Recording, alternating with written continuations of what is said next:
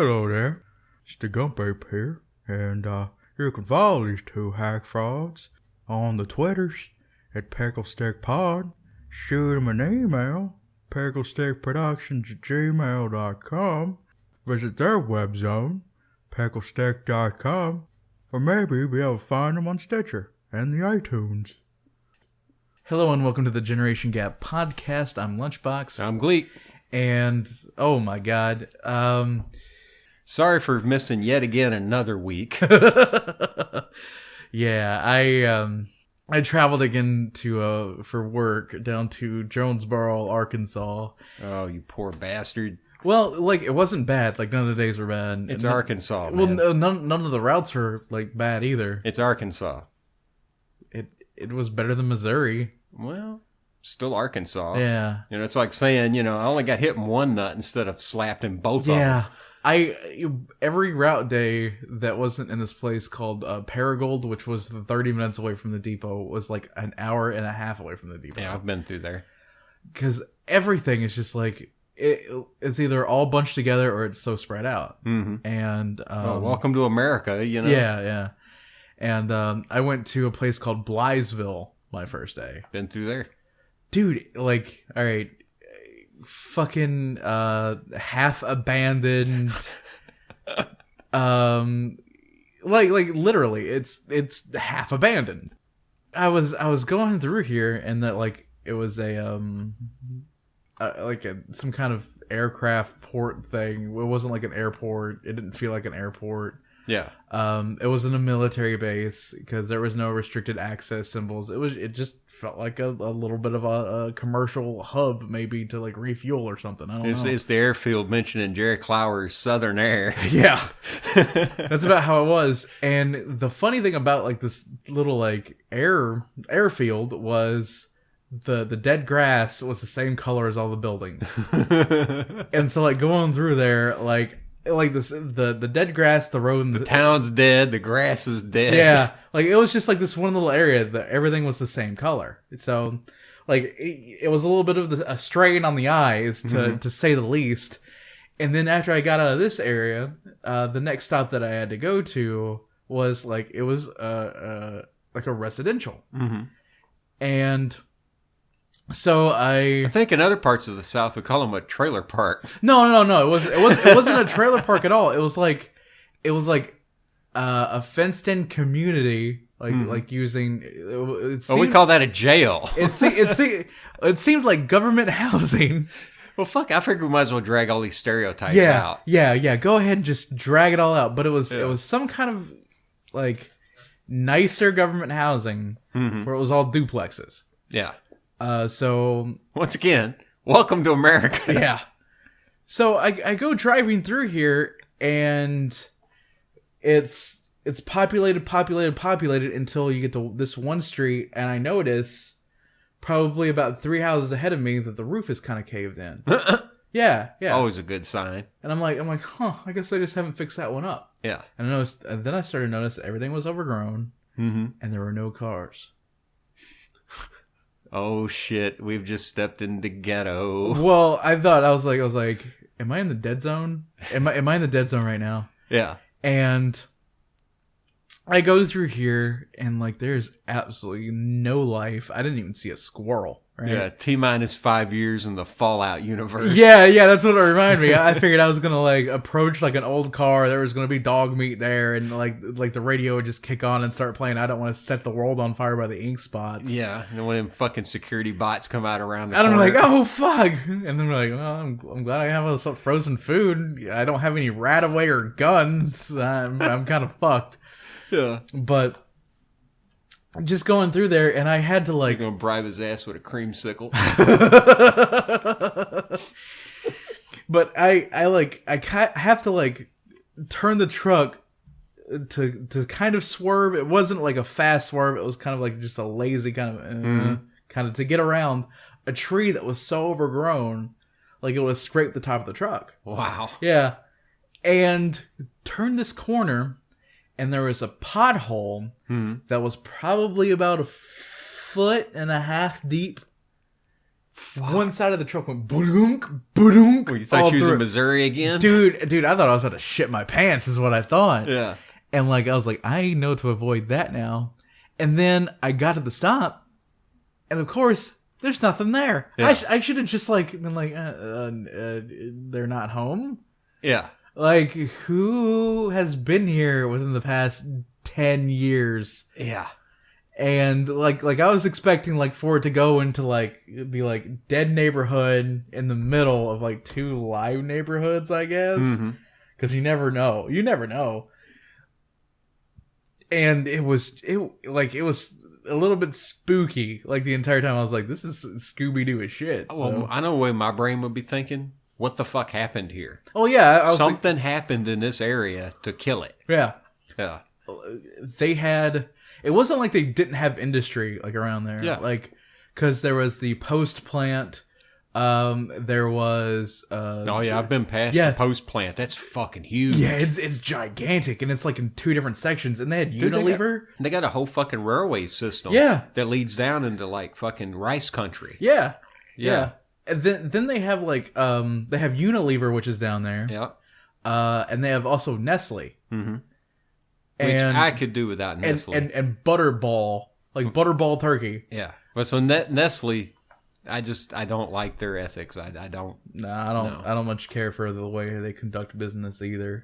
Because they're now some of their people are starting to branch out and being hired by other companies that will go unnamed. Yeah. And I don't really dig anything they're doing. Yeah. But anyway, 6 of one, half a dozen of the other. It's still crap, but yeah. So it was just a strange trip all around. And I actually came back up. Like they had me scheduled to drive back home Friday night. There was all kinds of monkey wrenches that just flew everywhere over the course of the week. And I ended up, like, I had the choice, and this is my own dumbass fault. Like, of course, like, I'm going to make some dumbass decisions every now and then because I think they're good at the time. And, like, then I realized, like... You're also, what, early 20s? So, yeah. I'm also 24, so... Yeah, dumbass decisions comes natural. Par for the course. But they were like, all right, you can either come back up Wednesday night... and then work Friday and work Friday and Saturday, or you can come up and Thursday or Friday morning work Friday and Saturday. You'll still get paid the same amount of money either way. Yeah, but fuck that trip up, back up here and back down there. Fuck that extra driving. Well, no. I didn't have to go back down there for Saturday. Oh. What I did was instead of going Wednesday night, leaving 2.5 hours, I decided to get up at 5:30 the next morning. And the first thought after my alarm clock went off was, fuck, why did I do that? And proceeded to drive 2.5 hours back home to my depot. And then another hour to the first stop. And then from that first stop, another 20 minutes to the second one. Within that fucking time span, my sanity broke down quicker than if the Golden Gate Bridge had been made out of wafers. Yeah. Just shit melted on you. Just like I started like just talking back and forth to the radio. I listen to talk radio all day. I'd start talking back and forth to the radio. I just sit and listen like all day. I just like the noise. Like I feel like an old lady sitting watching Jag. It's like just like the noise. I've done that shit since I was a teenager. But God, too, like half of the day was over, and like I can still like feel my sanity slip. Got back home, dude. I was like, oh fuck yes, I get to sit down for a while, I get to relax, and I get to be in my own home again. Yeah. And then I'm talking to some buddies and shit, and I'm like, all right, I'm going to bed. And this was probably around 10. Like I had my eyes are sticky, tired. Yeah. Where you start feeling like you got crap all in them. Yeah. Yeah. I lay down. That usually comes a combination for me of like a headache that's deep in my fucking head that just, the longer I sit there, like staring at a screen, it gets to the point where it rises up and just gets more and more fucking blinding. Yeah. Well, mine started, happening. I didn't ever experience that until I worked for Walmart third shift, and that was the only way that I could indicate that I could go to sleep was when my eyes started to do that.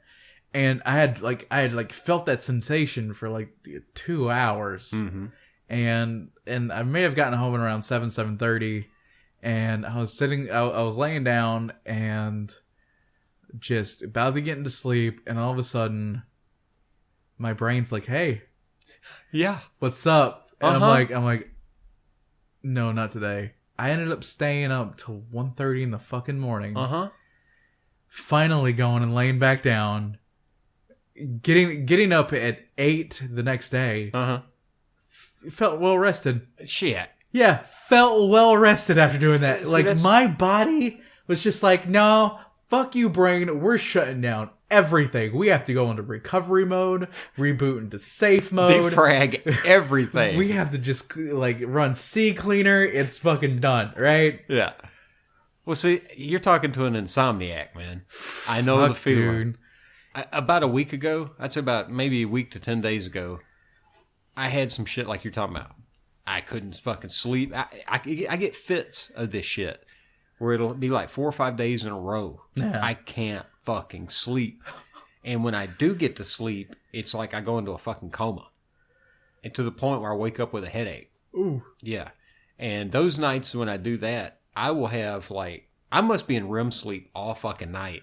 Because dreams, just heavy, intense fucking dreams. I don't hardly ever, I guess, Well, that's for me. It's those times where I have really fucking intense dreams. Yeah, I think you explained a couple of them, like early Kyler being a giant. And yeah. He was like, "Come here, squirrel," or "I will get you, squirrel," something like that. Yeah, I think we talked about that on an old episode. Yeah, like one of the first ones. God, I'd forgot about that. Yeah, but yeah, thanks, appreciate that. That's a nice memory. But I don't ever, I'll rarely have dreams, and I know when my dreams are, stress-inspired now, but, I don't ever have, nightmares like the normal person has nightmares, or nightmares like I have anymore. Yeah, there's none of this I'm sitting in class naked bullshit. Yeah, there's, no scary monsters, there's no, people are outside killing each other. I don't have those kind of dreams anymore. Yeah. You want to know what a nightmare is for me? Is I'm trying to access my phone and I can't check my bank account because it keeps taking me to the wrong page. That is my nightmare, and it just stresses me out in my dream. I'm like, work, fucker! Why isn't my ad blocker fucking working? What is happening with this shit? Pop-ups everywhere. It's nothing but clickbait. Well, all it was it was probably an easily. Well, yes, I do want to see Hollywood's 10 biggest titties. Always, dude. But it was such a weird passive aggressive ass nightmare. Yeah. I am not a passive aggressive person at all, and it's so super weird to have a dream where you're just I want to check my bank statement, and so I click on the accounts button, and then it takes me to here is your spending report. No, back. Fuck, I gotta log in again. Mm-hmm. Click the same button. Takes me to the same page. It's just that on loop in this dream. And I'm I wake up and I think about what I've had here. And I'm I am even boring to myself in my sleep. Wow. Oh my God. Dude, I've dreamed of computer problems. During that whole Linux mess I was in that time. God, that was if we could make that into a box set and put that on CD. God. The Time Life Collection presents Fuck Linux. the generation gap. Gleek saga of Fuck Linux. Dude, I had nightmares on shit. I mean, things are going bad when you have a fucking dream where it's about having a kernel panic. I mean, seriously. Oh. Yeah. Which I did go and reinstall Linux. I did here on this laptop. But I only use it for one thing. Web browser. Oh, okay. Well. Yeah. Why does anyone browse the web? I mean, nowadays, come on. The internet is for porn. Yeah, they documented that in a recent study that said 4 out of 5 scientists agree. The 5th scientist was a female. She thought internet was for Facebook. Yeah. Which, the guys say, yeah, as long as there's some porn on it.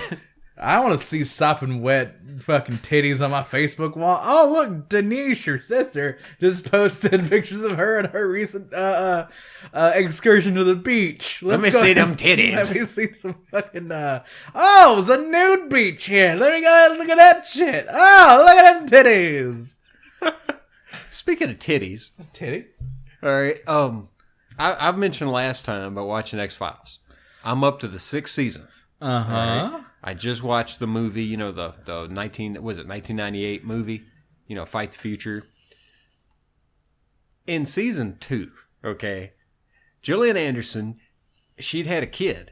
Oh, baby. And if you watch some of those, it's like, God, I want to say somewhere about halfway into the season, there is some very gratuitous shots that you can tell were done on purpose. She got some big old titties. Tittle bitties. I mean, definitely. You tell from having a kid, she had some big tits. They threw that shit in on purpose. There was scenes of her running where it's fucking in your face obvious. It's like the director, he's like, you know what? I'm going to put forth my assets here and use everything that has been gifted to me. Well, I don't blame him, but at the same time... Gratuitous titty. Yeah, it was just so in your fucking face. I was like, holy shit. And then I backed it up and watched it about 3 times. Because, titties. Yeah. I don't think anyone with a member will ever blame another man for indulging himself in the act of titties. Mm-hmm. It is a pastime. Is all this the human race? I'm sure the monkeys sit in the trees. Well, yeah. I think for monkeys it was more like ass. Well, no, think about human beings. We went towards tits. The monkeys of today are all about the ass. Yeah, well, big old swollen asses. Well, I'm sure the same reaction though. If you look at monkeys today, looking at some baboon with a big old pink swollen ass, was the same reaction of monkey. Us. Look at some titties. Yeah.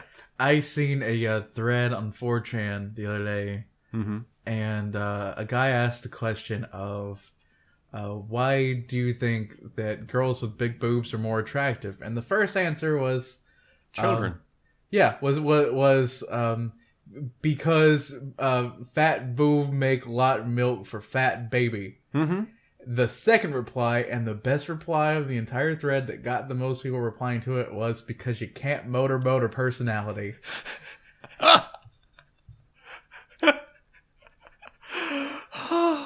The lulls were had, and everyone was like, slash thread, it's over. It's over. Yeah. You won one fat internet. One big old motorboating internet. Oh my God. But there's some truth though to that whole idea about the kids. Oh yeah. That's why we fucking sit around and stare at titties, and it's like yeah. So look at the whole way that we've come up as human beings. The whole man, woman, family unit, traditional thing. Yeah. A guy, even though his brain isn't thinking it, his body is. You need much boob fat for fat baby. Yeah, you've got to be able to feed the kid. You've got to be able to have the kid without dying.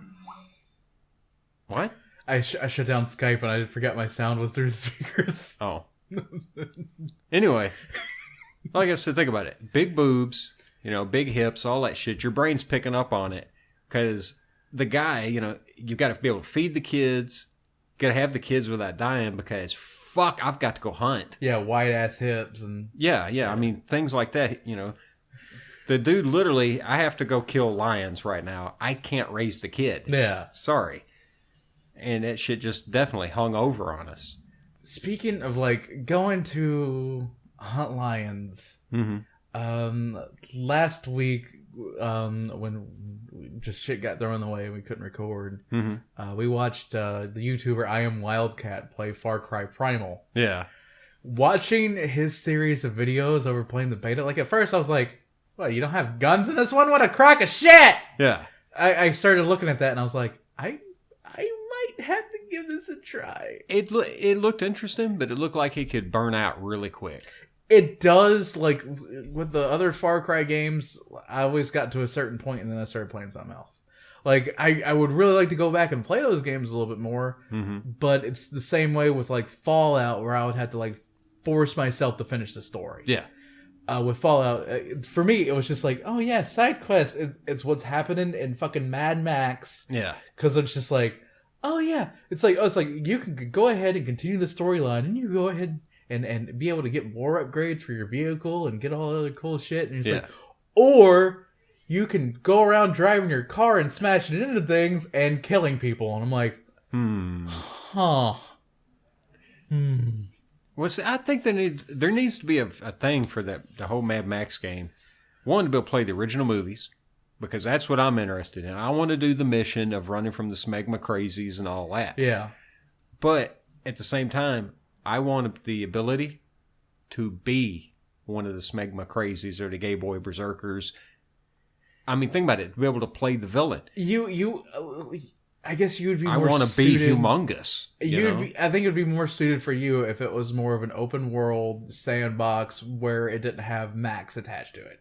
Like if it was the Mad Max universe. Yeah. But you created your own character. Yeah, some kind of downloadable content that would expand on it. Or like for that big of an overhaul, it'd be a wholly separate game. But well, yeah, but you have to admit it'd be fucking awesome. Oh yeah, it'd be great because like I would totally just like you maybe start out as a resident in one of those like little citadels they have, and just steal a car one day and fucking head out. Yeah, and you can have different missions that you do for different people.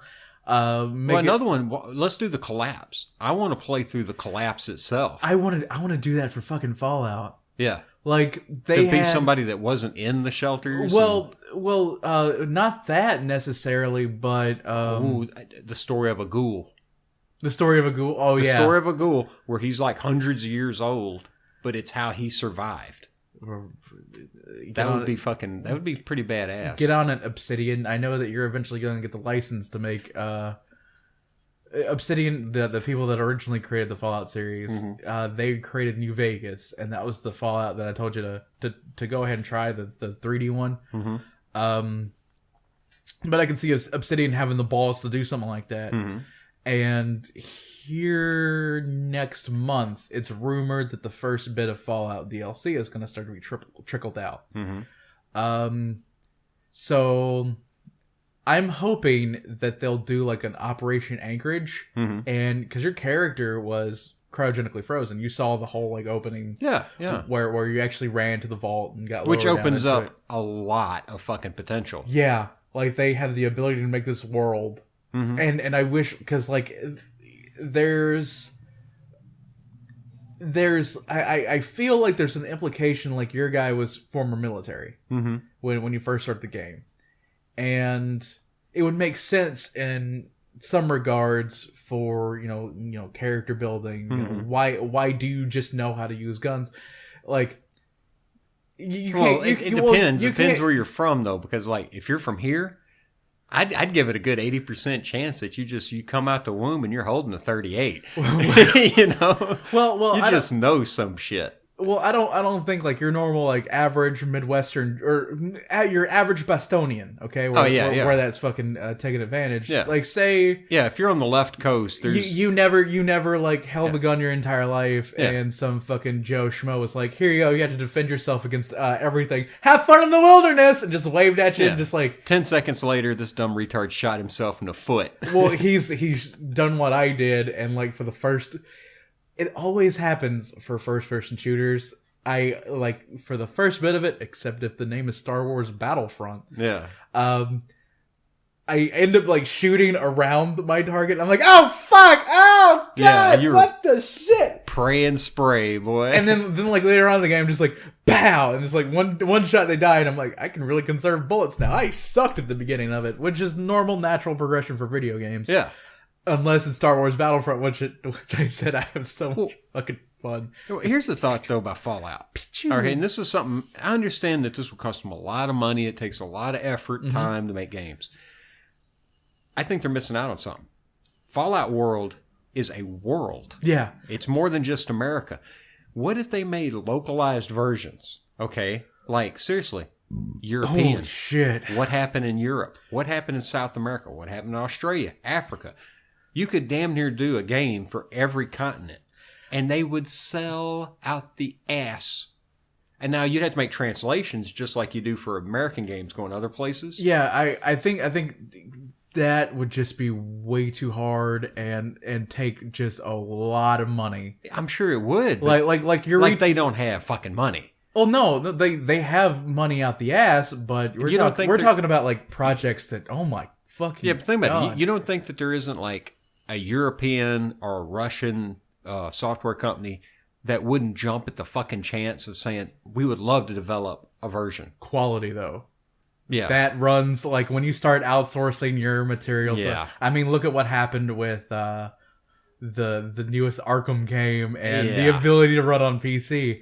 Like Bethesda, they don't really want to license out their shit to anybody because they bought the Fallout name and they really want to tell their own story. Mm-hmm. And they want to do it within the universe. But I'm saying though, when you think of a business model, that fucking business, I don't think that business model is very good, to be completely honest. I think because like that's a huge risk. Yeah, that's a giant investment for all of these localized copies of something you kind of just want to tell the one story of, because you're gonna have to do like all separate writing. What about you're gonna have a different cast of characters for every single one of them? You're gonna have to go around. What about weird DL content? Like, give me the story of Cuba. Mods that users make for free. There you go. They're like they've already done like. But wouldn't that be a hell overhauls. of a thing? Tell the story. What happened to Cuba? Well, yeah. But they've already done like a lot of modders have done like complete overhauls of the game. Like that's pretty much what Obsidian did with Fallout New Vegas. What I'm thinking is what they'll do is like there'll probably be two branching storylines, which I hope there is, of where you have the continuation of the NCR and everything, and then you'll have the continuation of the Brotherhood, or kind of like localized Brotherhood of the Fallout 3 universe. And I think later on they might venture out because or in DLC do the resource wars, which happened in between Europe and the Arab nations. Yeah. But that's probably going to end up being a lot like Operation Anchorage, where time machines, shit like that. Yeah, which another one I think they could do. What about the guys in space? Wasn't there astronauts and stuff during this time? There was the Fallout 3 DLC that covered that too. They did? Yeah. I was thinking about the idea of an astronaut falling back to Earth after no, it was cryogenically waking up after like 100 years, or tell the story of what's happening on the moon, or something like that, or maybe a colony that actually hung on long enough to keep going. Let me look up the name of this DLC real quick, because they made it, and it was more about killing aliens.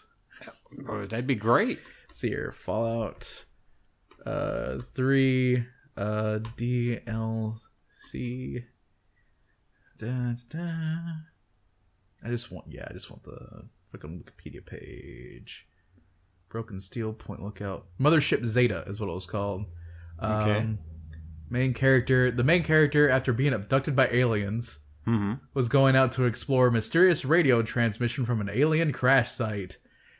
It takes place entirely on an alien spacecraft, similar to the size of Operation Anchorage, and has similar emphasis on combat as the DLC had. Yeah, the plot is the player receives a radio transmission from an alien crash site, gets beamed into the mothership, and pretty much you fight your way through it. Fucking A, dude. Yeah.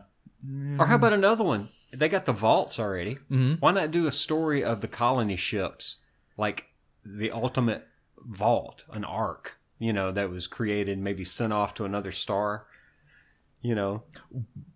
That could be badass, dude. Like a secret government project that kind of left the Enclave behind. Yeah. Which I could see them kind of working them in. Like, that's the only part that I'm missing from my Fallout 4. Or maybe a secret project. Do one Florida, okay? And you find out that a group of, like, fucking NASA scientists hung on And literally, like seriously, the Institute in Yeah. Fallout 4 about how Created- a bunch of MIT students. yeah, they built their own rocket, launched it, and maybe some of them live in a space station or on the moon or something. There was a quest in New Vegas where you help out a bunch of ghouls launch their rockets to the moon. Oh, well, shit. like that just like Still, okay. Obsidian and Bethesda, they think of quite a bit of shit. Like their guys are like, they probably are. Well, there's your game, though.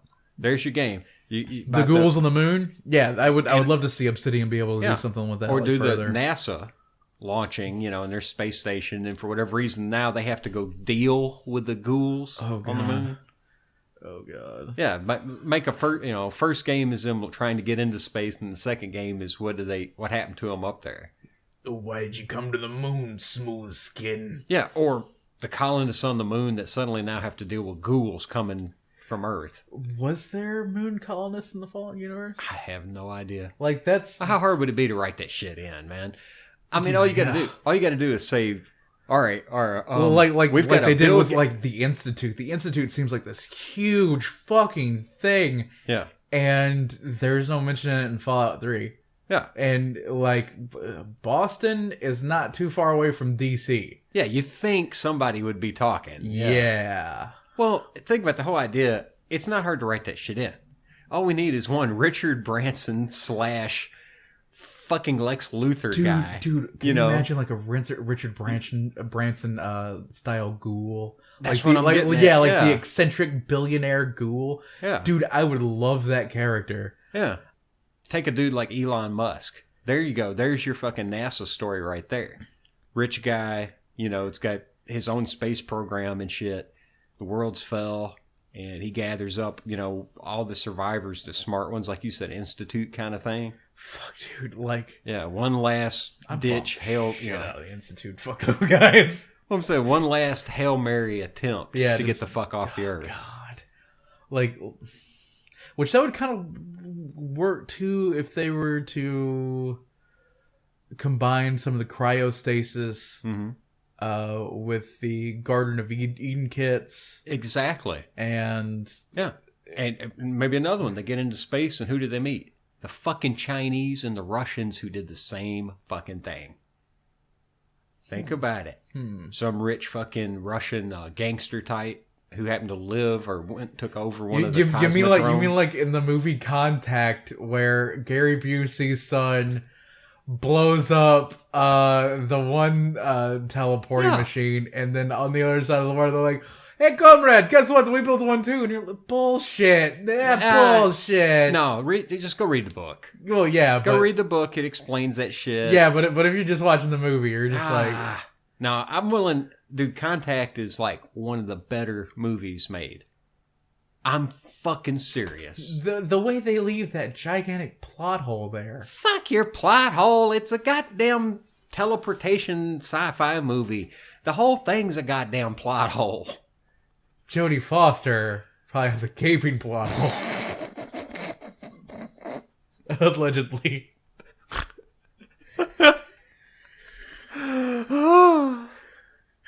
Oh my god.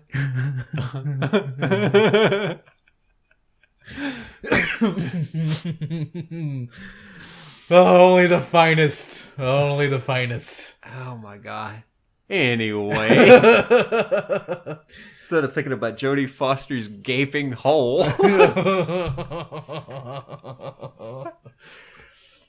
Which it was big enough to fit that one ball through just that whole ship. Just went right into it. Damn right. Yep. Because that was totally what I was talking about. Well, that movie was good, though, dude. The book was great. The movie's good. I liked it. I'm willing to forgive. Like, that was the only kind of like shit that I had a problem with. Like, they should have had the religious wackadoo be dealt with like just a scene before. You could have made it just as dramatic, right, without blowing the thing up. Well, no, I mean, dude, that would be a serious fucking concern. Yeah, if you had invented a machine that basically breaks down all the laws of physics, you're going to have to deal with these people. Yeah.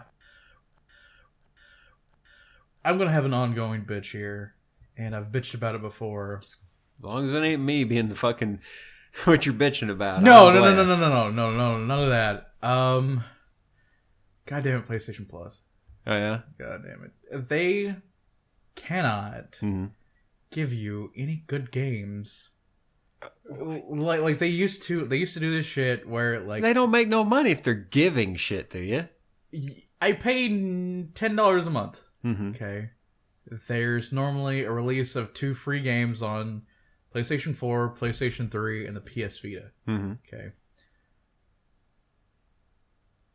Here of lately, the past like 4 or 5 months, like ever since I've gotten my PS4, I think I've maybe have gotten I got Gauntlet and Magicka, like the 2 games that I thought were like good enough to go ahead and fucking get. Yeah, with Gauntlet, you're thinking back to all the old shit. Like, you can't go wrong with Gauntlet. Yeah, which Magicka is just that with nerdy wizards and spell casting and like making up your own spells and zapping goblins. Magicka 2 is what it is. But here lately, just for the past few months, they have just been giving away shit. Like absolute total garbage I've never heard of. And then I'm like, all right, I like indie games. I'll give indie games a chance. I go and watch gameplay footage of them, and I am not impressed about anything they're doing at all. They had an entire indie game sale, right? Where I almost bought, not Spelunky, not Shovel Knight, Rogue Legacy. Yeah. I've watched gameplay of them other 2 games. Never got excited about it. I would play Shovel Knight because of Mega Man. Oh yeah. like I don't have Mega Man 2 yet for the NES, so yeah. Shovel Knight. Yeah, fucking give an arm and a leg for that shit though. $30. Yeah. $30. Video, like let's go ahead and turn into another podcast for a second. Fucking video game collecting for NES it has to peak. It will. It has. It has to peak and start to go back down. Because any market, it's been driven by nostalgia. The people that grew up with it and resellers. Yeah, piece of shit resellers. Well, I'm talking about though the actual thrust. You know, there is the kids that want to know about history, but it's the people that want to reconnect to shit they had when they were young. Yeah, the same thing happened with bicycles. Yeah, like the Schwinn crates and all that stuff from the late '60s, early '70s. I'm serious. For a long time, those prices went through the fucking roof. And then they peaked and then dropped back down. Everybody that wanted one eventually got one, and then interest dropped and the prices have kind of... They haven't bottomed out or no bullshit, but they're not as high as they used to be. Yeah, and that's what I'm kind of waiting for with some of these things. I mean, I pretty much got a steal when I got Punch-Out. I got a steal when I got Ninja Gaiden. And I am nowhere near wanting to be a completionist like some of the like... Pat on the NES Punk. Yeah. Well, I mean, I just want a few games that I can go back and play every now and then. I think the last time I booted up my NES was probably about 3 or 4 weeks ago, and I played some Super Mario 3, and I was like, I suck at this still. Like out there, like there's like practice that has to be involved with it. Oh, it also, it really helps when you're like 13-year-old and you sit for 4 hours and you have nothing better to do. Exactly. Yeah, that's me with like all video games now. I fucking hate, like I think the last time I counted, I probably have, considering what I have downloaded on my PlayStation 3, 50 games for it. Yeah. I've probably beaten enough to count on one hand. Really? Yeah. We used to get them and like run them, over the weekend, and it'd be an all weekend thing. We were going to beat this fucking game. But see, they were artificially lengthened by difficulty. Oh yeah. Games nowadays, like fucking Fallout, it's like you're gonna put at least 40 hours in because there's so much content. Yeah, because they're able to put a lot of shit into it, and there's speedrunners that can beat Super Mario 2 in like 17 minutes. Or less. I think Danny from Game Grump said that he beat it in 7. Yeah, I'm sure. I remember like Super Mario, you could run through it, hit the warp zones, and just haul ass through it. And you just be done with it. So beating a game in a weekend was very viable during the days before you could save. Mm-hmm. Now they're like, oh yeah, you can save. Here is at least 400 hours of content. At least. Yeah. More if you suck, less if you're alright at it. And there you go. We're just gonna drop you into it. You can save as often you want. Alright, see you later, bye. Yeah. Here you go. I don't know. For me, like, I got to play at one point, games on emulator. Mm-hmm. You know, just all kinds of shit. And then I caught myself and wouldn't let myself do it no more. Save states? Yeah, using save states. And then it occurred to me, I was like, you are a no good cheating son of a bitch using these save states. I gotta tell you a story. Right, one of the people I've been Skyping with, I tuned him on to emulators and saved and not save states, put onto Mega Man 2. Yeah, he's a very big PC gamer. You know, British. That's normally all they fucking play is just PC games because their market for retro shit, they pretty much didn't have it. Yeah, like over there in Britain, they thought that, and then NES was like, don't want a child's toy, and so they all bought computers to actually be able to do shit on them. And yeah, but you see the computers they bought? Come on, man. Yeah, they were just glorified gaming machines. If that. They were fucking glorified fucking speaking spells is what they were. The Commodore 4, not Commodore 64, the Commodore 4. Well, I think wasn't it VIC-20 over there? Yeah, they had the VIC-20. Yeah, there was some others they had. Like my dad, I remember when I started getting into like retro hardware. Mm-hmm. And my dad was like, oh yeah, I used to program Commodore VIC-20. And I was like, huh. Hey, I did too as a kid. Huh. I did too. Believe me, there's nothing like waiting 20 fucking minutes for the goddamn cassette to load a game. Like, seriously, 20 minutes to load fucking Choplifter. I have shit I gotta do. Well, that's what we do as kids. Well, I say that, dude. It takes like an hour to like install the game shit when you first put the disc in. Yeah. And, well, we would like boot this shit up. And I remember I was over at my buddy's. He had it. Play a game of kickball real quick and then... Yeah, that's what we do. We'd load up the game and tell like his mother and father that we're waiting for it to boot. Go outside and fuck around for 10, 20 minutes and then come back in and it had loaded. Yeah, that's the equivalent of right now. It's like, oh, I'm waiting for... Load screens. Or I'm waiting for updates right now. I guess I'll watch some Netflix. Yeah. It's like where the activity is completely different because we are much more lazy now. But like if you told me to go out like right now, I'm an adult, right? Uh-huh. If I was waiting for, let's say, Battlefront took a long time to install, and you like they had a thing where you were running around the base on Hoth as Darth Vader, and like you had stormtroopers and rebels fighting each other while it was like installing the game onto the thing, and that got boring really fast because I was like, is this tutorial level done yet? Because that's what I thought it was. It was one of the first games I played on PS4.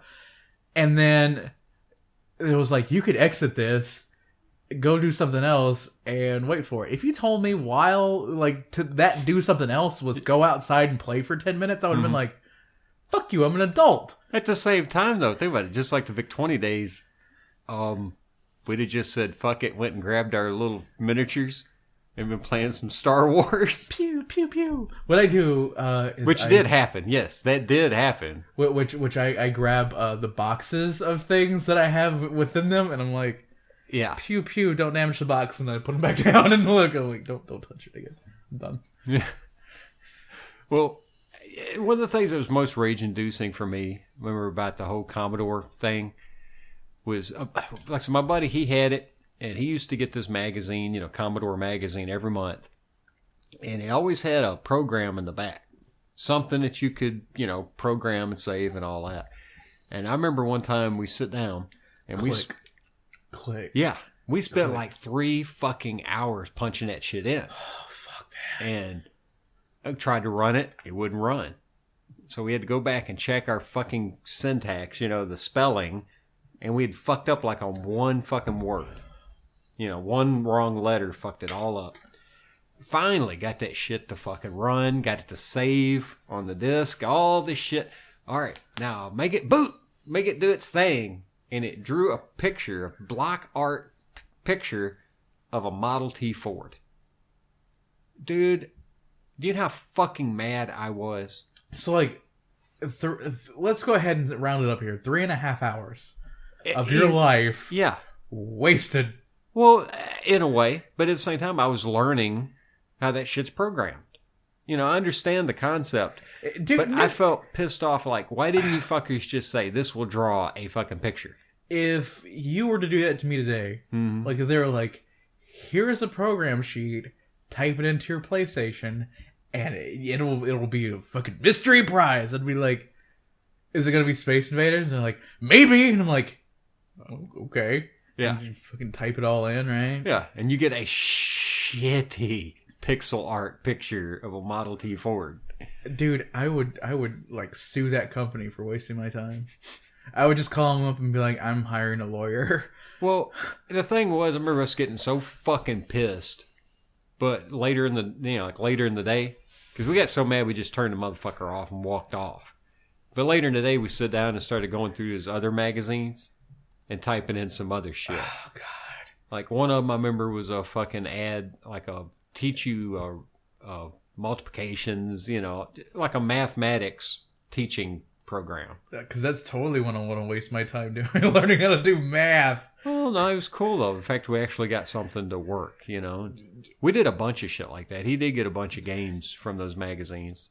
When I was a kid, I think my dad eventually scared me out of me saying the phrase, I'm bored.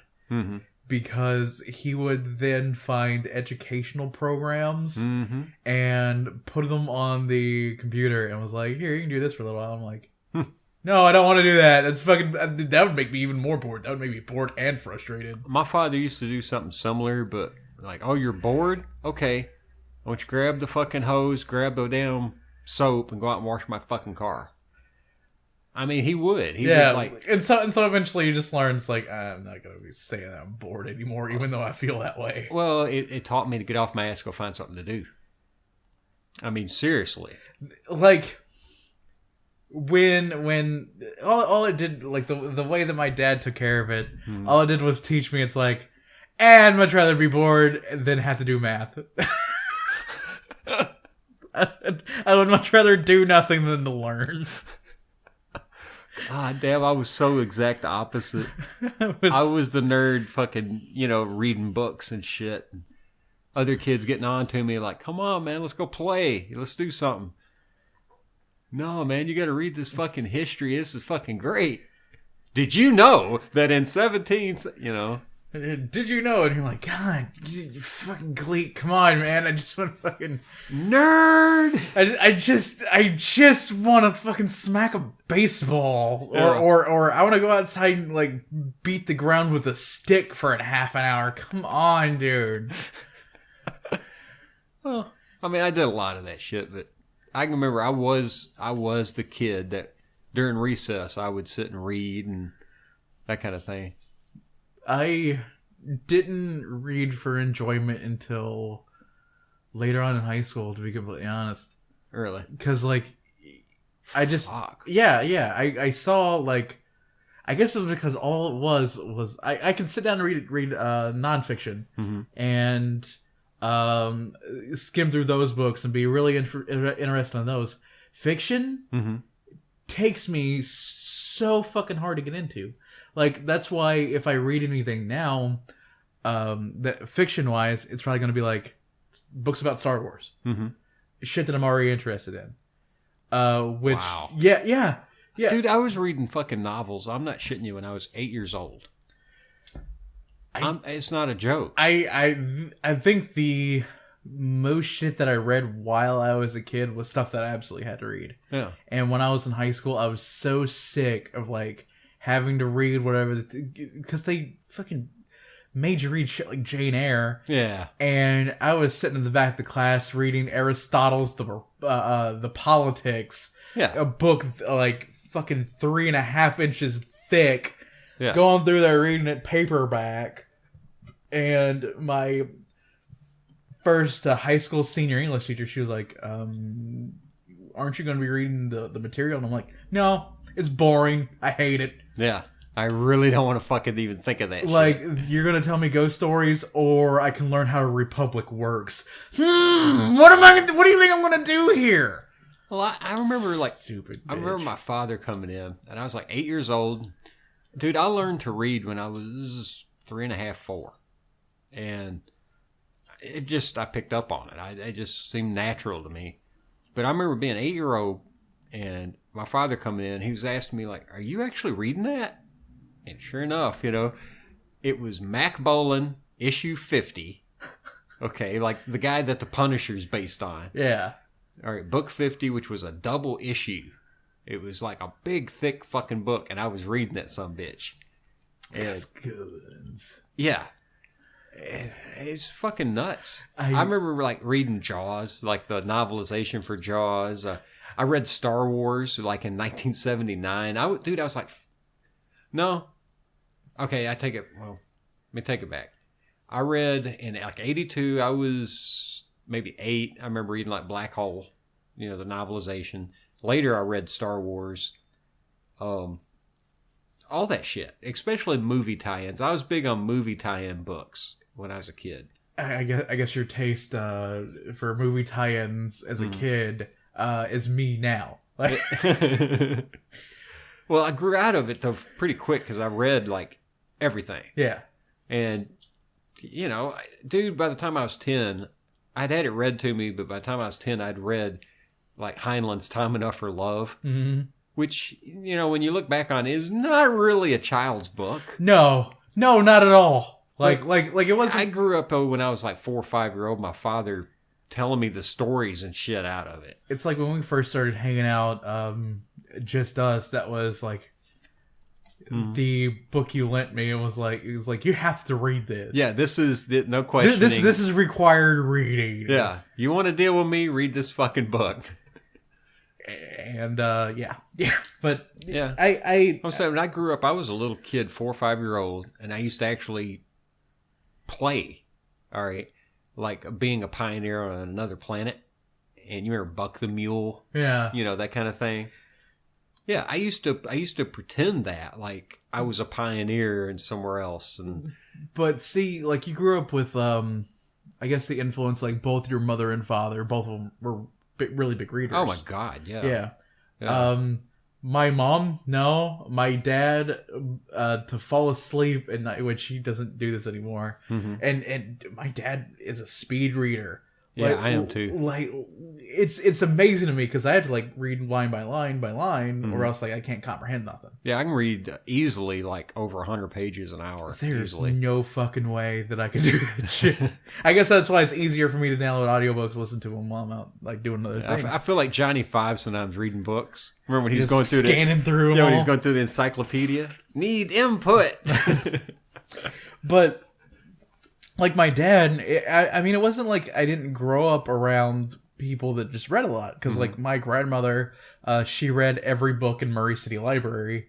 The extent of my grandmother's reading was the Bible and like true stories. It was like a magazine come out like every month, I'm probably gonna like ask her the next time that I go up and see her, like if she still has her card that they gave her back either the earlier to mid 70s, where Murray City Library gave her a card that said that you had read every book in the library. Wow. Yeah. That is insane. Like not only is it like something that you can just say, it's like, oh yeah, I read every book in that library. It's like, here's proof. Yeah. And yeah. I wished I could go back in time and save some of this shit, stuff I read, seen when I was a kid. We used to have the tiniest library the world's ever seen. It literally was a cubbyhole right there on the main street. Not where it's at now. It's across the street, like next to what used to be the television shop.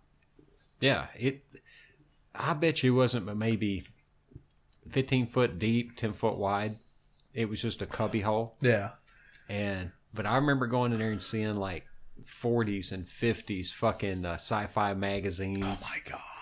That's where I grew up with that whole fucking, I love that old schlocky 50s science fiction shit. Schlocky. Because that's all there was. I mean, it's a fucking backwoods Tennessee. It was before Star Wars too. Yeah. So, like, Star Wars was kind of like the end of the schlock for Yeah. sci-fi. Which I found a book, and this is so ridiculous, but I picked it up and I gave it to my nephew, and it was it's way below his fucking education level, but it was a book. It come out from like one of the Scholastic kind of things from way back when. Yeah. Okay, a little hardcover, and it was called "You Will Go to the Moon," and it was written in 1959. But I give it to him because of the art. I was like, dude, you want to see the shit I was reading when I was a kid in the early 80s? You know, being a poor kid that only got 30-year-old fucking science fiction books from yard sales and, you know. Which, nowadays, if you go to yard sales, people can't give that shit away. Like No. if you go there and you, like, look at the books, they're like, 50 cents for this whole box. And there's like 50 books in there.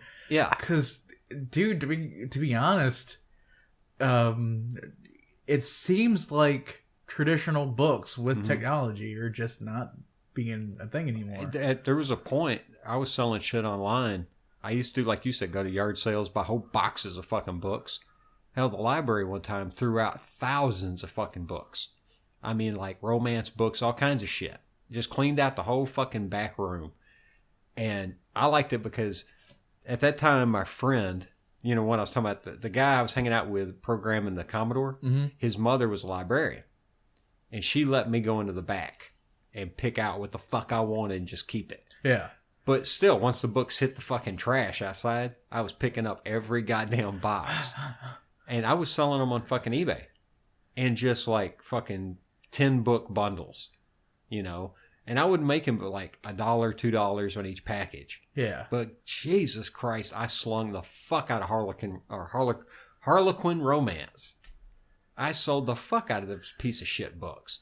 It was like a woman I used to go and see out on route. Mm-hmm. I started taking notice after the first or second time I went to go see her of the book that she always had sitting there on her kitchen counter. Mm-hmm. And it was always like a different love book or romance novel every single time I was there. Yeah. So there are people out there that are still reading them, but I sent books all over the fucking world. I sent a whole box. I mean, it was a huge fucking box of they were mysteries and all kinds of shit. I sent this one time, and I remember having to send it to a military address, like in San Diego, because the woman had straight up said, I'm currently on a aircraft carrier, like in the middle of the fucking Persian Gulf. And she was buying them. She run like a library thing on the ship. yeah. And she just wanted to buy bulk fucking books. As many as you can send, just send them to us. And Jesus, I sent her a fucking ton. Actually, you selling books on eBay is how you and my dad met. So Yeah, selling him the Star Treks. yeah, Yeah. but yeah, it's Hell, I just sold over, what was it, 120 Star Trek hardbacks one time. Yeah. They were a pain in the ass to get home. I can imagine. Especially on a moped. But dude, I just get to thinking about it quite a bit of like how traditional media is dying, just like in just a sharp decline. I don't think it's dying. I don't think it'll ever die. It'll probably never die out completely, but there will get to a point to where it's more of a niche. It's a niche. It is a niche. But a lot of readers, people that really read, you know, it's great to have fucking Calibre on your fucking notebook or whatever. You know, it's a good program. You can read stuff on it. But it's nothing like holding the real thing in your fucking hands. I'm serious, dude. To take an old book, especially an old book. The one that has that smell. Oh, that musty old. It smells. I don't know how to put it. It's got that library, old 100-year-old sage smell, you know? Yeah. And two, you can find, dude, I get kicks out of it. The shit you find in books. Like a random hair that's fall off somebody's head. You know, you wonder who is that person. Or you flip and here's like a chocolate thumbprint on a page. And you see that one with the hair in it, and you look at it and you're like, that's way too curly to come from the head. Oh no! Why are these pages sticking together? in the romance section. Oh, God. There's just snail tracks all over the backs of them, you know? Fucking used copy of 50 Shades of Grey. Oh, fuck that. Fucking old women porn. That's what that is. Dude. Yeah. There has to there has to be a petition somewhere of people like wanting Gilbert Gottfried to read all of 50 Shades of Grey. I want to hear it. Dude, I would buy it. Yeah. I would legitimately buy it and just play it for everyone that I knew. I'm just like, dude, we're gonna listen to some audiobook right now. Like, oh yeah, we're gonna listen to 50 Shades of Grey.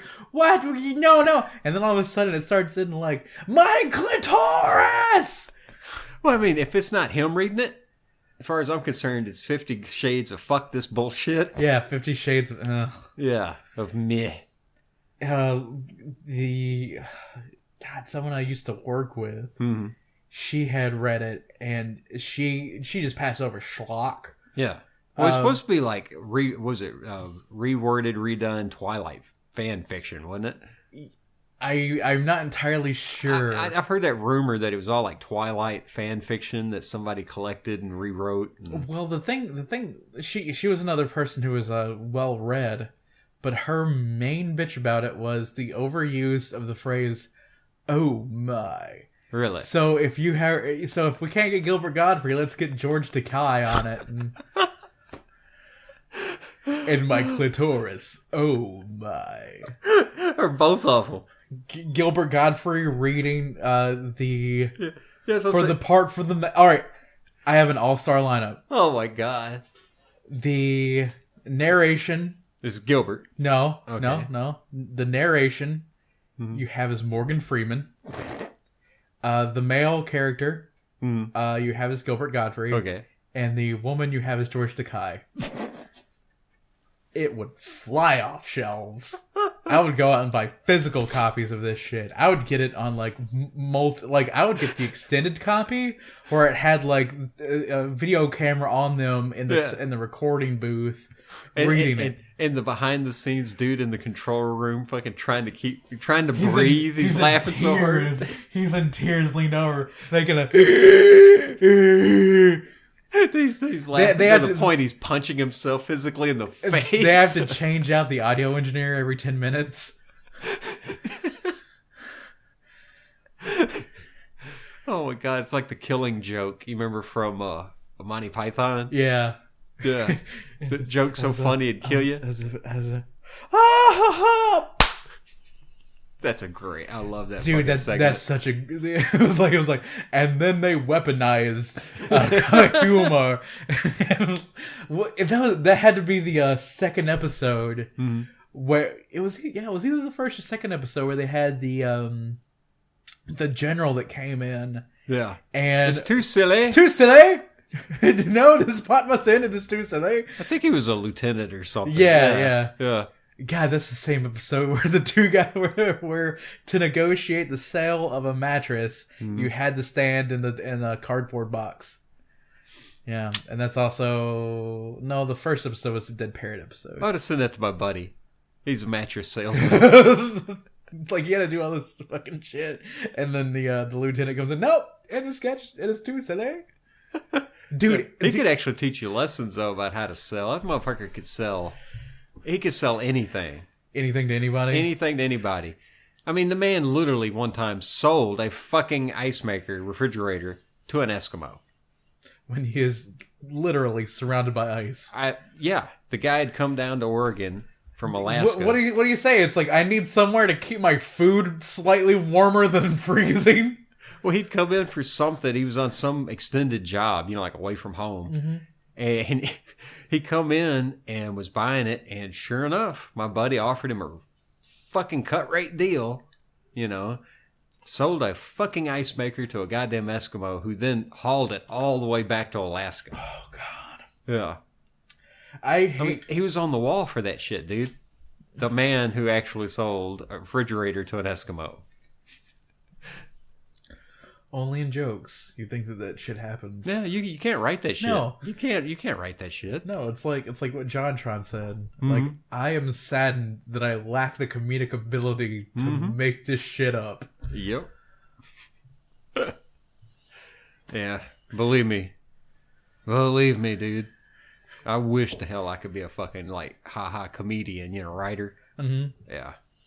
Like, Which I've thought about. I ought to go get some of my old stories that I wrote years back and read them, like just make a thing. Actually, I've always wanted people to fucking hear them or read them or something. I ought to record some of it.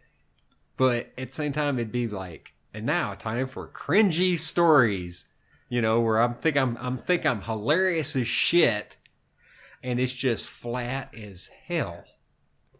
Some of the stuff I wrote back when was just awful.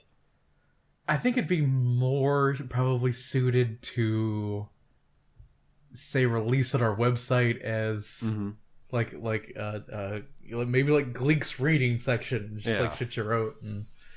Well, there's not a huge amount, and there's some stuff that I really want to extend. Mm-hmm. I've went back and read some of my stuff and like, damn, I got to finish this someday. Like I've got some D&D adventures and shit that I wrote. Yeah, I got some shit that I fucking submitted to Dungeon Magazine, stuff like that. And I've always wanted to finish it. Yeah. And like, especially in this day and age with computers and crap, I could really, really fucking do this up. And flesh it out. Yeah. Like the maps and, take my hand-drawn maps and turn them into something bigger. Yeah. I'm trying to think, like, there are programs and shit I've been looking at. There's, if you get the chance to look up something called Desktop Simulator, it's pretty much a way for people to be able to play whatever game they want. I've seen some shit like that where it's for D&D. Well, it's not only just for D&D, it's pretty much anything. Okay. Where you can do dice rolls there. So that's the thing. Computerized dice rolls. Well, it's Fuck dice. that. It's dice rolls based on physics. I don't give a damn what it's based on. If I'm playing a game, it better be some real dice. You better have a set of dice in front of you with a camera pointed at it. So you're not only against like mathematical. I don't give a damn dice if you ain't got rolls. dice in your hand. Fuck it. It's not a real game. I hate electronic dice. I don't like that. Well, I don't blame you for not liking just the idea of a calculated dice roll because that is, pseudo random means just that, pseudo. Yeah, but physics based dice rolls. I don't give a damn. I've seen dice physics. I understand it, but I've seen dice do some weird shit. Like everything from the actual wear of the dice affecting how they roll. I've seen dice stand on point. I've seen them stand on edge. And people would say, oh, bullshit. You actually look at the dice, might have a chip in the end of it that allowed it to stand straight the fuck up. Jesus fucking Christ. I have seen it. And I want real dice. It's just, that's always been the bugaboo for me, computer games. But one thing, though, I definitely want to release. Okay. I've got to release it. I've drawn it out. I've got all my shit from years ago. I want to do the adventure about the Dragon Convalescent Home. Okay? About a cult of the dragon from the Forgotten Realms. And they're a cult that worships dragons. Yeah. Well, have a thing where they have collected all the dragons that have gotten so fucking old and wise that they can barely move. They're just old and decrepit. And have collected them. And part of the mission was that you're going in, do I kill all these fucking dragons? Back in my day, I used to go out and hunt for adventurers. Dragons now wait for the adventurers to come to them. What a bunch of lazy asses. Ah! Well, the idea was that it'd be like, it's in the heart of a volcano. So they can keep warm. Yeah, and so shit. they can keep warm and I am just imagining the whole question of, do I kill them? Because I've had this fascination of like, demented to the point that some of them aren't evil, that they've actually become a different thing. They're almost childlike again. Is it a bad thing to kill these creatures? When you're telling me this, when I'm picturing a dragon nursing home in my head, is on that one cover of the D&D book where they're sneaking up on the dragon. I am just seeing that dragon kind of half curled up. Yeah. with a quilt or an Afghan over the top of it. Yeah.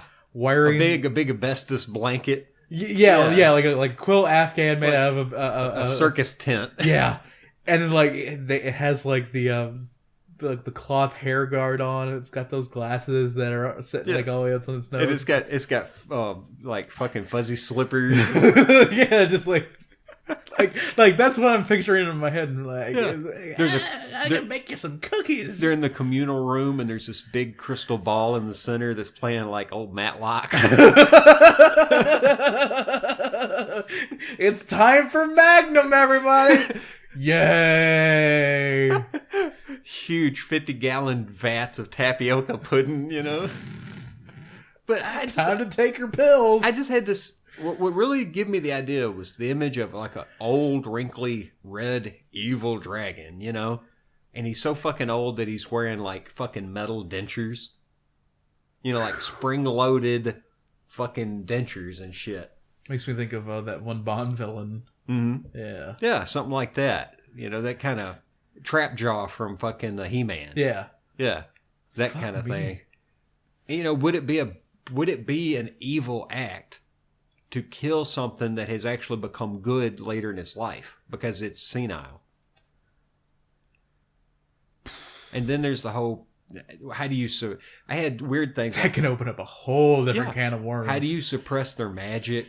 You know, what kind of guardians would it take to protect these creatures and keep them healthy and try to keep them going? And maybe even a whole section where the Cult of the Dragon would make a Draco-Lich. Once like a dragon would sacrifice itself to be brought back as a lich, like an undead. Yeah. Yeah. So there's a whole maybe section of the fucking care home that's skeletal fucking evil dragons. You know, and then maybe a whole wing that is the monstrous. They're old, and for whatever reason they're fucked up, crippled, or something. But so they don't kill. You know, they don't kill them. But they're the wilder, like green dragons and the whites, the ones that were more animalistic. Yeah. Yeah. Yeah, I've got, you would not believe the shit I've got drawn out. Talking about for that. I spent a lot of fucking time with this concept. This makes me want to, like, hardcore get some, like, friends together, set up a couple of cameras, dust off the laptops and the D&D books. Yeah. On a side note, before we close this thing up, I've been wanting to mention it. The new X-Files is out. Yes. All right. You know, I mentioned shit earlier. Yeah.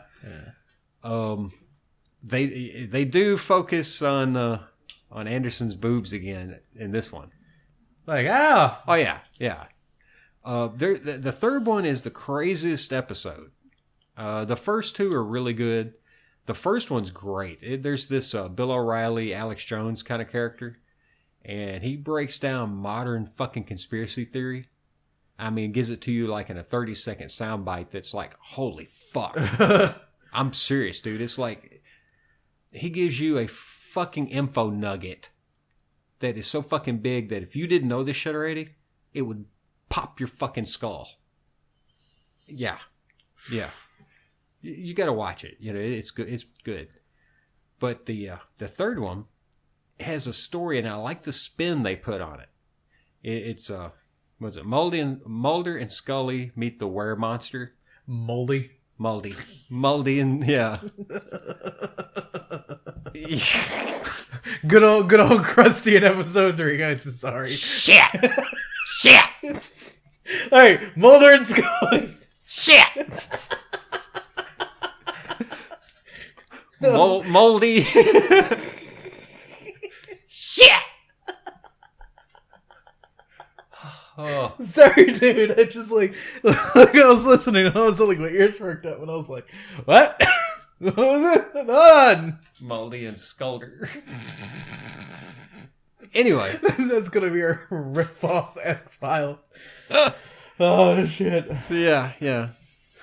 Moldy and Sculler. They meet the werebeast or whatever the fuck. I can't remember the exact name. But the nice spin is that it's a comedy episode. Over the top fucking comedy. And I don't Are we talking slapstick? Or? Yes. Yeah. Oh, yeah. Almost. Dude, There was some old stuff, though. Some of the old stuff was some comedy episodes. Yeah, which I understand. You can't be serious all the time. Yeah, the one, the comic book episode, where it ends up at a Cher concert. Yeah. Yeah, that's a great example, But this one, it's a reversal of the were-monster story. All right? It's about a were-human. It turns out there's this lizard man, and you don't find out till, at the end.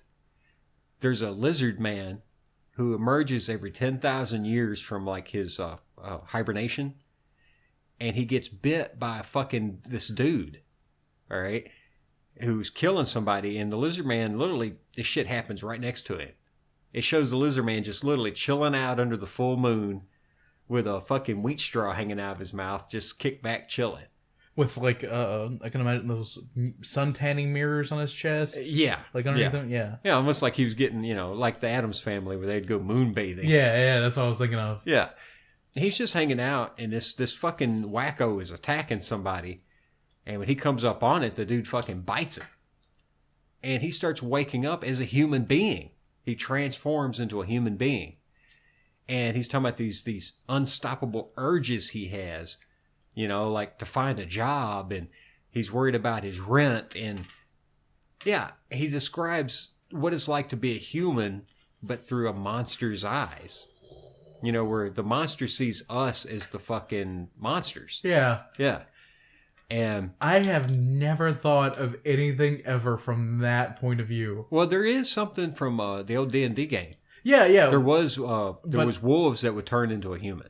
Like I said, I have never thought of anything from that point of view. Like, I can't imagine, like, it's like, oh my god, it's a lizard guy! I mean, like, oh my god, it's a human! Yeah. Like the M&M's commercial where they see Santa. Right? He does exist. They do exist. Ooh, and, like, I would pass out like the fat one. Yeah.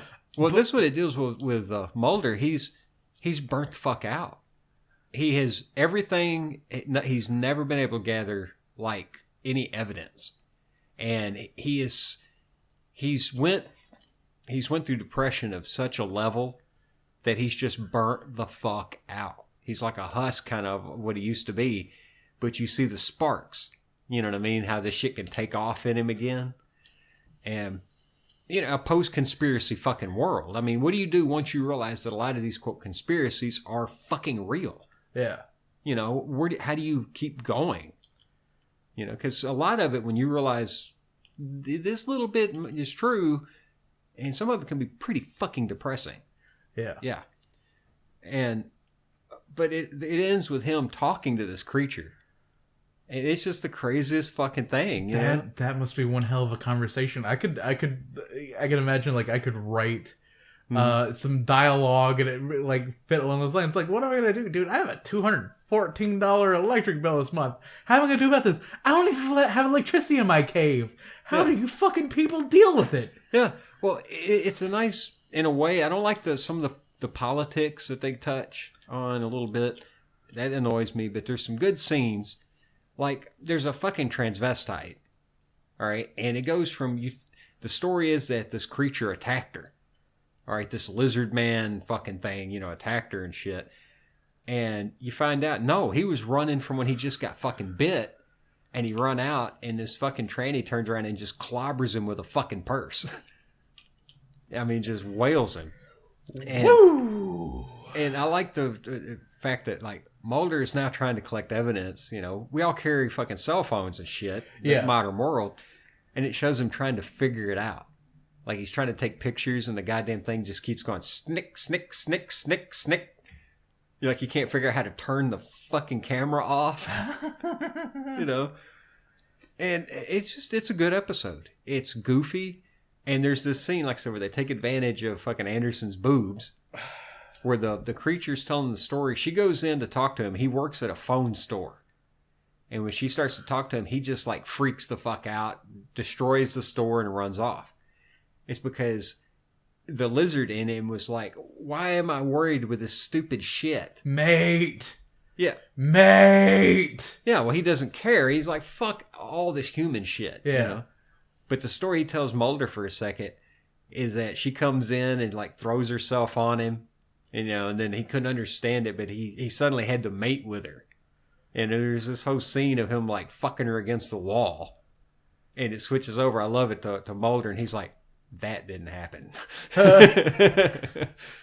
You know, and then the lizard guy's like, yeah, it's right. I don't understand, but I turn into this fucking creature. I can't help but lie, especially about sex. And dude, a nice touch. I swear to fucking God, he's wearing the same outfit from Kolchak. That's where X-Files got its start. Yeah. Yeah, the Night Stalker. Yeah, he is dressed exactly like Kolchak. That's funny, dude. Yeah. You know, that's some deep stuff. I mean, very few people would even know that. You know, as soon as I saw it, I was like, you're fucking kidding me. You get all of the underbelly here, because it's like, that's fucking that's outside of my realm of nerdom. Yeah, I mean, they held this big conversation in a cemetery. And like the two tombstones that they're standing in front of are like former producers, editors for the show. Huh. Yeah, guys that had died, you know, so they put their names on the tombstone. That's some Vince Gilligan level shit. Yeah. And there's a thing at the end that kind of annoyed me, but it's once again touching back on the old shit. The guy that bit that lizard creature and turned him into a werehuman, mm-hmm. You find out that he's an animal control guy. Yeah, he works at like an animal shelter. And they go in and he attacks fucking Scully. And at first you think she's going to get her ass whipped because he grabs her with a dog catcher tool, you know, that pole. Yeah. And it switches over to him fighting. And the next scene is like just that quick, boom. It's her standing there with him and she's done whooped his ass and arrested him, you know. But there's a dog. All right. And she picks the dog up and is talking to it. It's like a little Jack Russell or something. And she's like, talking about it reminds her of Queequeg, which I don't know if you remember, was her dog from way back in the series. They got a dog that, because this old woman had died and the fucking dog ate her. Ugh. Yeah, and that was her fucking little Pomeranian. Yeah. He later gets eaten by the Loch Ness Monster. Yeah. I'm serious. I'm serious. Goddamn Loch Ness Monster asked me for $3.50 and instead it ate my Pomeranian.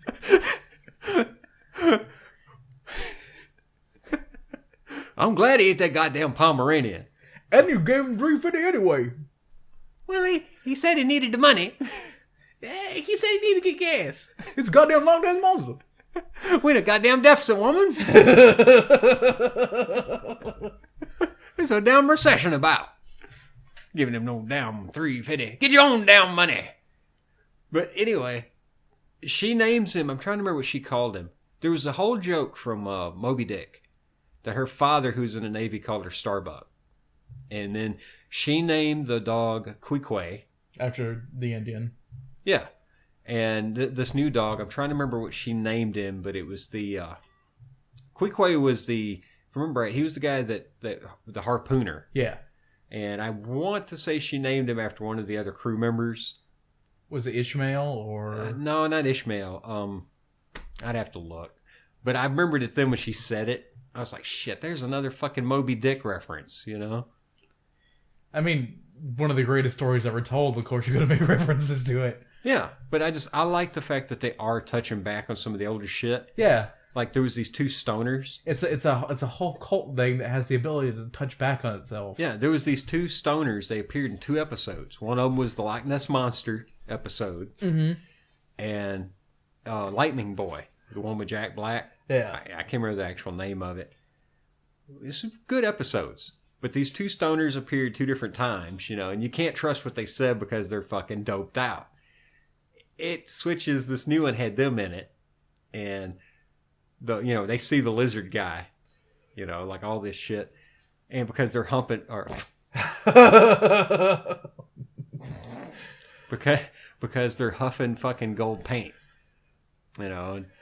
And when as soon as I saw them, I was like, holy fuck, it's the stoners, you know. I kind of hope they start throwing those people back in. Yeah, they probably will, knowing how much X-Files loves to. Yeah, it makes sense to touch back, you know, in certain ideas and concepts. And But I will say this. So this is the thing that's always bugged me about the show. I never cared for the way they took the whole alien thing. That always bugged the fuck out of me. The whole black oil. Mm-hmm. You know the story of that, don't you? I honestly haven't seen the X-Files since the 90s. Okay. The concept being the black oil has always been on Earth. It was the first inhabitant of the Earth. And it's like a virus. Yeah. It comes out when it finds a creature that it can infect. It takes over your body, liquefies you, uses all your nutrients as like a cocoon to feed itself. Comes out and it's this fucking monster. And it's just, an evil fucking monster. It'll kill everybody.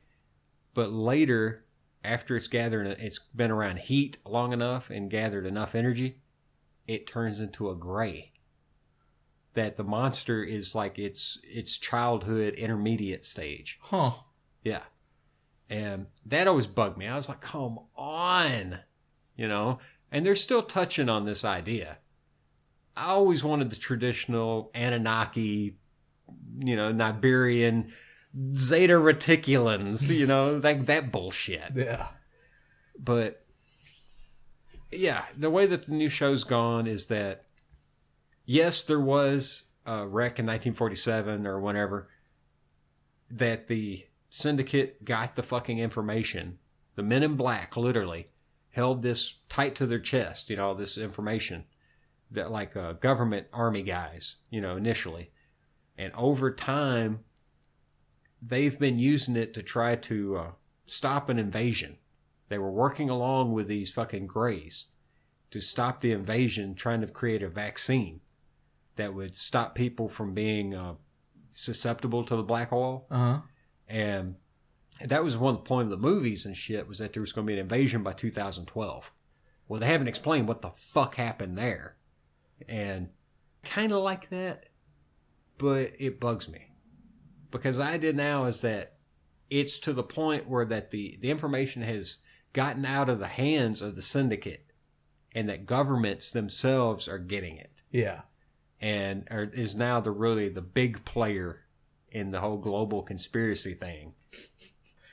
It's weird. The show has went to a post-conspiracy concept where aliens are just accepted. Now we have to deal with who the fuck's actually running the show. Yeah. They've always kind of touched on that, but I think they're going to get into probably like a whole New World Order crap and all that concept, I'm just worried, though, that I don't want them to suddenly turn, go fucking ancient aliens with it. God damn. We've had several conversations around the podcast today of how much I'm starting to, how much I started to despise ancient aliens when I still lived over my parents' house and had television. The thing is, I like the show. I like the fact that they would present certain info and just, at least get people to think, right? But you know what? It all can't be ancient aliens. Ancient aliens. It can't.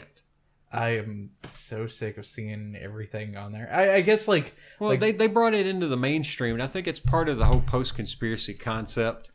Yeah. Where they brought certain concepts out. People have accepted at least that could be, and they've stepped beyond it. Yeah. And there's so much just bad fucking info. I mean, they will take a concept and run that shit into the fucking ground. And they don't ever let up on it either. And my thing with it is oversaturation of a certain channel. Mm-hmm. You only got 3 things on the History Channel now, mm-hmm. which is Ancient Aliens, World War II. It's always been the World War II channel, dude. Yeah, but they at least sometimes would be like, here's Civil War shit. And you're like, oh, sweet. Yeah. Or environmentalist leftist shit. Yeah, I don't need that crap. Yeah. But, I mean, I miss the days when TLC was actually the learning channel. Oh, you mean the Toddlers and Tiaras channel? Yeah. And, and Discovery was more than just midgets. Yeah, and fucking Shark Week and all that bullshit. I don't even watch fucking Shark Week.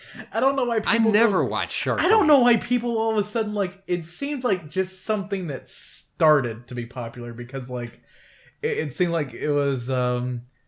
advertising made it, like... Yeah. Propped it up. It's like, oh my god, it's Shark Week. Everybody watching Shark Week. Why don't you watch Shark Week? You're like, I watch Shark Week. I'm going to watch Shark Week. Yeah. Which, I can understand it. Yeah, these were documentaries about sharks. That's cool. But it's not a thing. It's not something, you know. It's still boring. You know why? Because it's a fucking fish that eats meat. Whoop-de-fucking-do! Yeah, but once you get certain concepts down, how hard can you beat this shit, you know? God damn it, I hate everything. Yeah, join the club. Well, it's not necessary. All right. Join the club, man. You heard me. Let me rephrase that. I don't hate everything. I just dislike quite a bit of it. Yeah. Yeah, and I've just got to say it. I bitched before we got on the air. Whoever the fuck's idea it was to do Pride and Prejudice with zombies, I want to kick you square in the fucking balls. Let's see. Let me Wikipedia this real quick. I fucking hate that whole concept. I mean, I saw the ad coming out, and as soon as I fucking saw the ad start, right? I said, this is going to be Pride and Prejudice. Something told me that that's what it was going to be, right? With zombies. And I'm like, people are so fucking dumbed down. They can't have any concept unless it's got mindless, trite horse shit attached to it. You know, Abe Lincoln versus the fucking vampires or whatever the stupid shit. Jason Rekulek. Whoever. I don't even know it. I don't even fucking know that name. Yeah. But I'm just saying that whole concept, that it's just... Yeah, it was the cultural influence here on Wikipedia. The success of Pride and Prejudice and Zombies, just the book, had led to several mashups of classical works with modern horror themes such as Sense and Sensibility and Sea Monsters. Oh, fuck. And then, of course, Abe Lincoln Vampire Hunter. Just, god damn it. Why do they have to dumb down every fucking thing? Man? Oh, trust me. Fucking Stanley Kubrick's rolling in his grave. Oh, yeah. He is probably so pissed off. Like, if there was an afterlife, Stanley Kubrick's of course in hell, right? And he's probably just sitting there, just like, what the fuck? What are they doing? Goddamn shit! God fuck! You're too lazy to do a goddamn period piece. Who are you, James Cameron? You stupid bitch!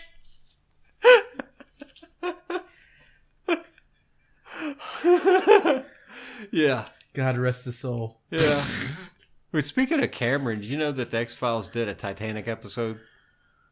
In the 6th season, they did one called, what was it? Guess what? It sinks? No, the idea is that a ship appears. And the reason I call it a Titanic episode is I read that a lot of the fucking shit that people were wearing in the background come from the Titanic movie. Yeah. Okay? They did this whole fucking thing where a ship appears in the Bermuda Triangle. And that the lone gunmen see it on satellite and realize it's like the fucking Queen Anne or something, like this British ship that disappeared and thought to be running guns for World War II. And Mulder goes out to fucking investigate, and he enters a time warp. The ship has actually come to the future. He enters a time warp in which everyone starts dancing.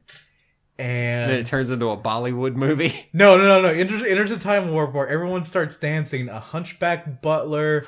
You have the hot one and the gold outfit, and then the hot maid. Columbia Magenta show up. And X-Files Rocky Horror. I am so fucking there, dude. Oh my fucking god. Fucking Bigfoot is Dr. Frankfurter. No, it'd have to be somebody. I don't know. I'd throw in Skinner. Skinner's fucking Frankfurter. Oh god. Oh my god. The lone gunmen are in it. You know, like what the Langley's playing fucking riff raff.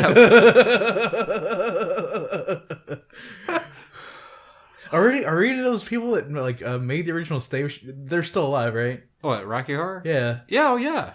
All right. Yeah. We need to find a way to write to him and be like, make this happen. We demand it.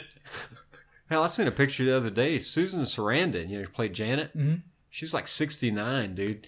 And there's a picture of her. God damn, boy, she got some big titties for an old woman. I mean, she was wearing this fucking dress all cut down. Them some bitches were just like out there. And I don't want to see old floppy old titties. Would you like to take a gander? Let's be honest. It's like what we were talking about with Ron White. It's like, yeah. My reaction would be, as soon as I saw the picture, was, damn it, Janet. Damn it, Janet. Alrighty. Dude, thanks for fucking setting my mind on fire with this concept. I've got to write the fucking fan fiction of all fan fictions, man. X-Files Rocky Horror. Get on that, yes. Let's make it happen. But I think we're going to wrap this thing on up. Well, while Gleek is over there having a laughing fit, thinking about Bigfoot and drag. Oh, my God. Well, we know one thing. The Gump Ape will be busy in a week or two. Oh, Lord. This has been another fine episode of the Generation Gap. I have been Lunchbox. I'm Gleek. And we'll see ya when we see ya. I'm shivering with anticipation. Shit!